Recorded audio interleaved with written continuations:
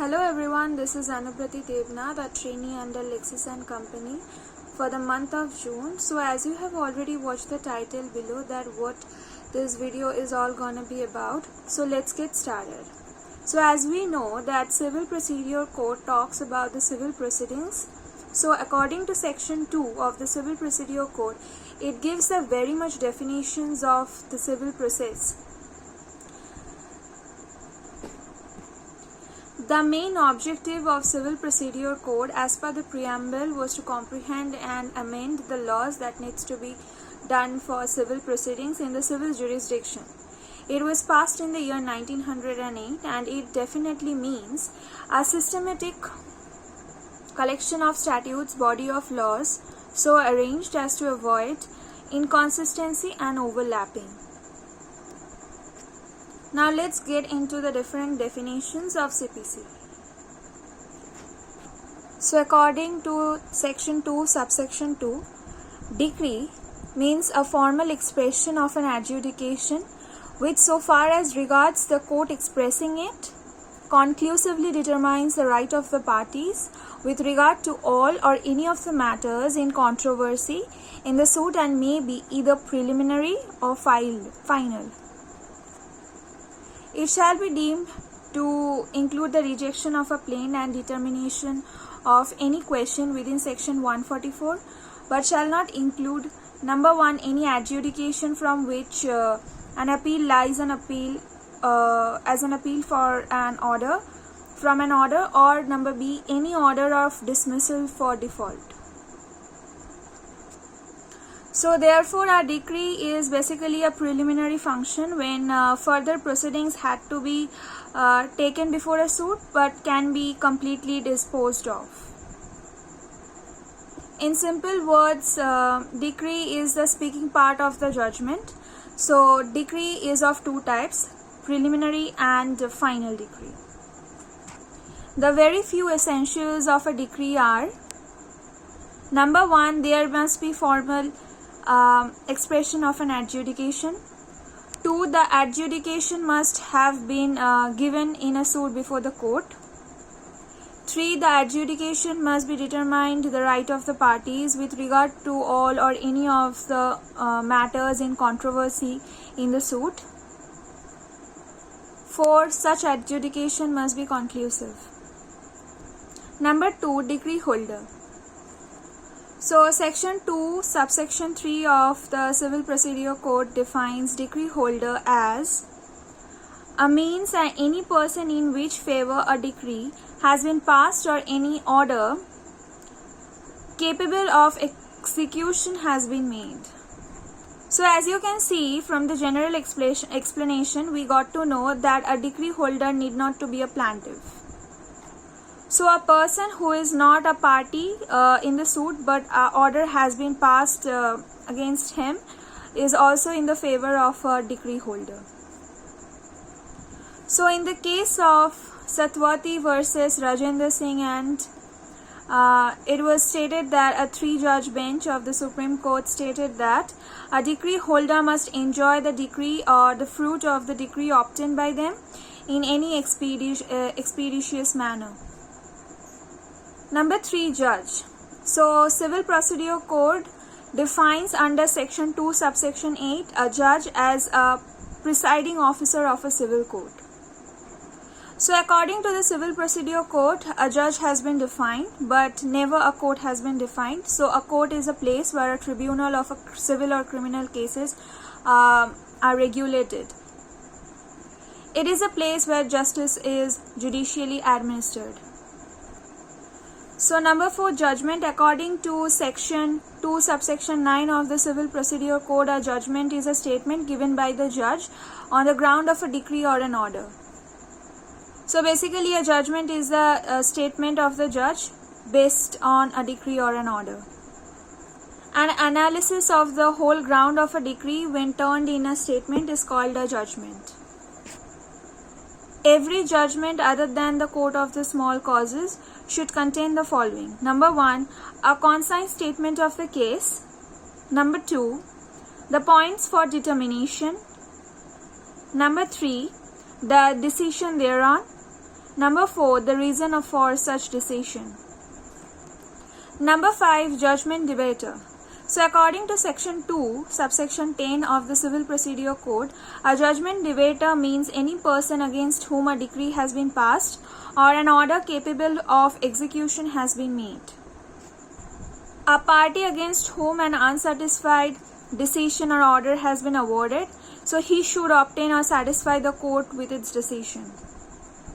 The actual meaning of judgment debater is a person against whom the court has decided to give a monetary order. Number 6, order. According to section 2, subsection 14 of the Civil Procedure Code, an order means a formal expression of any decision of a civil court which is not a decree. The adjudication of a court which is not a decree is an order. So basically, an order means the pass or the final decision of a statement of the judge where it is caused from reasons and questionings with the plaintiff as well as the defendant. Orders are of two kinds, one appealable orders and non-appealable orders. Number 7, foreign court. So according to section 2, subsection 5 of the Civil Procedure Code, foreign court means a court situated outside India and not established or continued by the authority of the central government. So therefore, foreign court means which has the jurisdictions not of India but have the Privy Council or can act for India.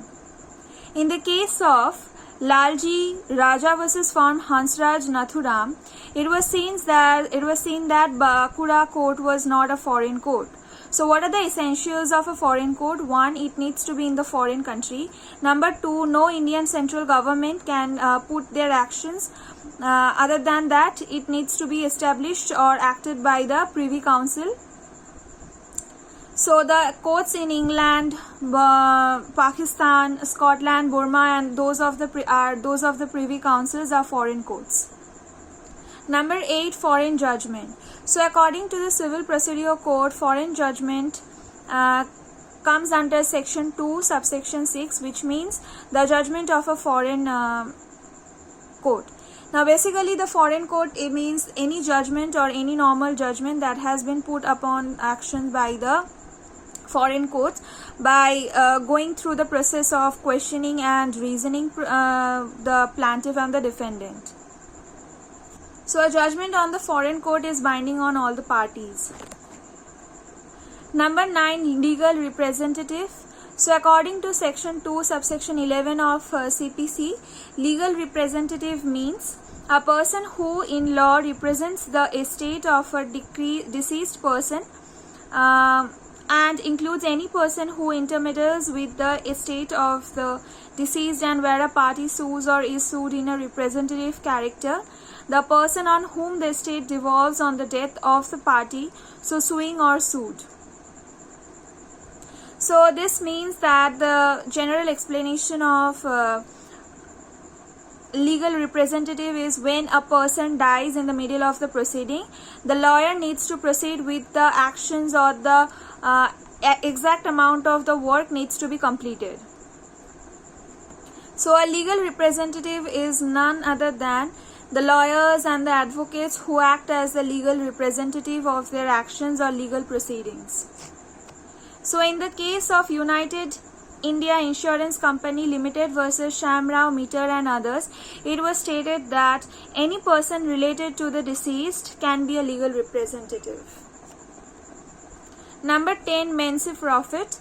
So according to section 2, subsection 12 of CPC, mensi profit means a property means those profits which the person is wrongful possession of such property actually received or might with ordinary diligence have received therefrom together with interest on such profits, but shall not include profits due to improvements made by the person in wrongful possession.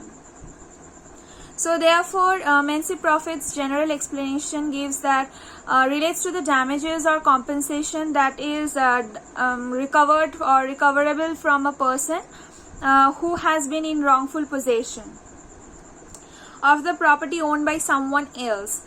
Now that men's profit is nothing but a compensation that a person is unlawful possessed of others' property has to pay for such possession to the owner of the property. Now according to the definition, the men's profit is the profit which the person who is wrongfully possession of a property has earned from that profit.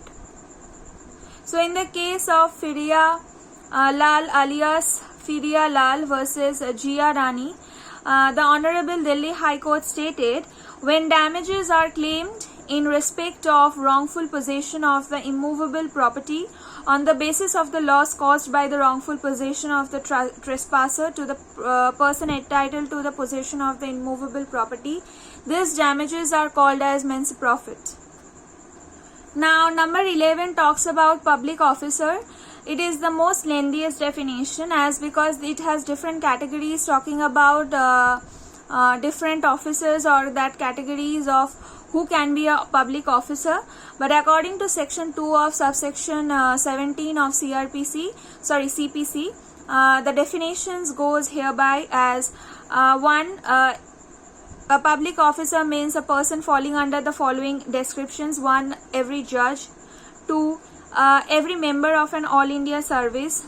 3. Every commissioned or gazetted officer in the military, naval or air forces of the Union while serving under the government.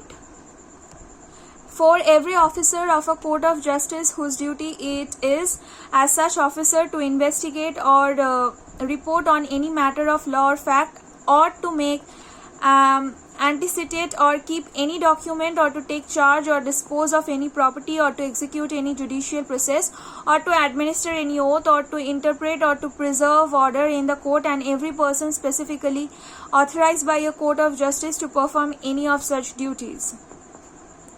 Number 5. Every person who holds any office by virtue of which he is empowered to place or keep any person in confinement. Number 6. Every officer of the government whose duty it is as such officer to prevent offences, to give information of offences, to bring offenders to justice, or to protect the public health, safety or convenience. Number 7. Every officer whose duty it is as such officer to take, receive, keep or expand any property on behalf of the government, or to make any survey, assessment or contract on behalf of the government, or to execute any revenue process, or to investigate or to report on any matter affecting the pecuniary interests of the government, or to make, authenticate or keep any document relating to the pecuniary interests of the government, or to prevent the infraction of any law of the protection of the pecuniary interests of the government. And number 8. Every officer in the service or pay of the government or remunerated by fees or commission for the performance of any public duty. So here we conclude the video saying that what we needed or what we got to know are the important definitions of CPC. Thank you.